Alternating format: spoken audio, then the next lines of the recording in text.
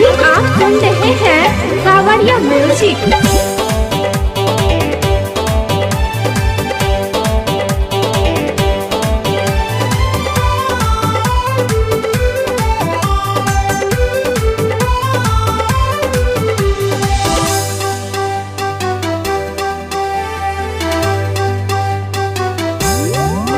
तोहर लाल रंग के बिंदिया पूरा इंडिया हिला के चल गेल। अच्छा सेवा तोहर लाल रंग के बिंदिया पूरा इंडिया हिला के चल गेल। रूप सुंदर तोहर गढ़ल छ, रूप सुंदर तोहर गढ़ल छ, चार चांद लगा के चल गेल। हमर लाल रंग के बिंदिया पूरा इंडिया हिला के चलेले। हमर लाल रंग के बिंदिया पूरा इंडिया हिला के चलेले।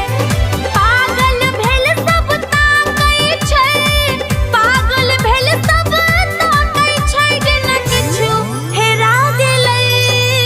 हमर लाल रंग के बिंदिया पूरा इंडिया हिला के चलेले। हे तोहर लाल रंग के बिंदिया पूरा इंडिया हिला के चल गेल।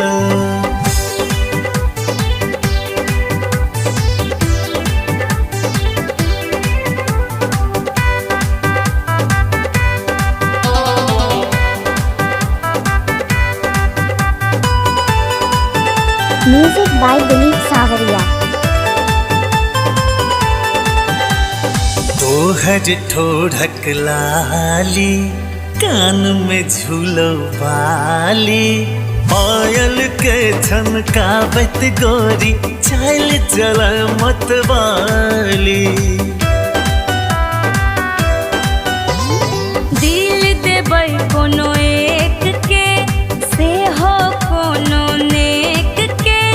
मंदिर के प्रसाद छै थोड़े जे बाँट दिए हर एक के।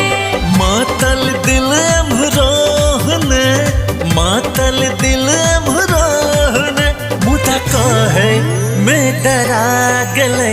तोहर लाल रंग के बिंदिया पूरा इंडिया हिला के चल गेले। हमर लाल रंग के बिंदिया पूरा इंडिया हिला के चलेले। सावरिया रिकॉर्डिंग स्टूडियो हाजीपुर।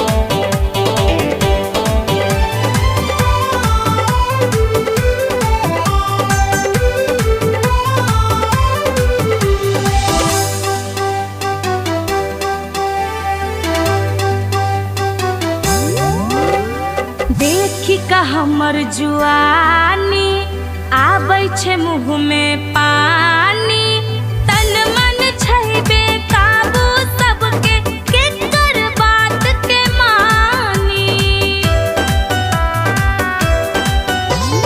नैन स नैन मिला ले, हमरा सौ बतिया ले। राधे ओइने एकटा घायल आबो अपन बना ले। तोहर मीठ मीठ बतिया, तोहर मीठ मीठ बतिया दिल के लुभा गेलै। हमर लाल रंग के बिंदिया पूरा इंडिया हिला के चलेले। हे तोहर लाल रंग के बिंदिया पूरा इंडिया हिला के चल गेलो।